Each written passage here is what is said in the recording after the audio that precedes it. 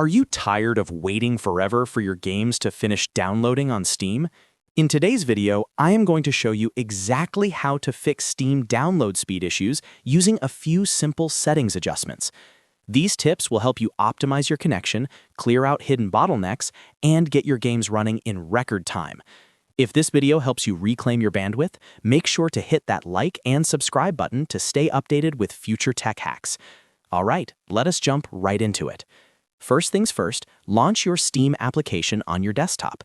Once you are logged in and looking at the main dashboard, move your cursor to the top left corner of the window. Click on the word Steam in the top menu bar, and from the drop-down list, select Settings. This will open a new window where all your core application configurations live. From the left-hand sidebar, navigate down and click on the Downloads tab. This is where the magic happens for your connection speed.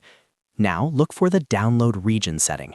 By default, Steam might automatically select a region, but sometimes that server is congested or geographically further than it needs to be.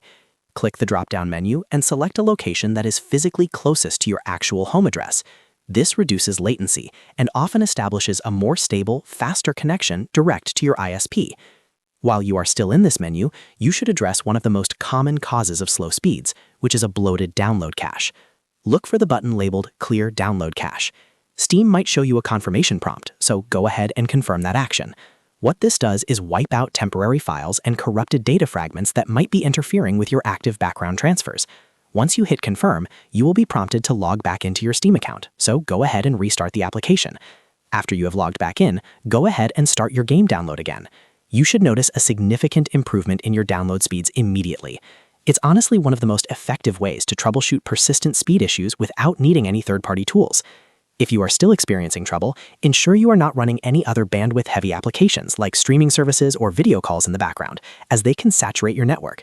Using these steps will keep your Steam client running at peak efficiency.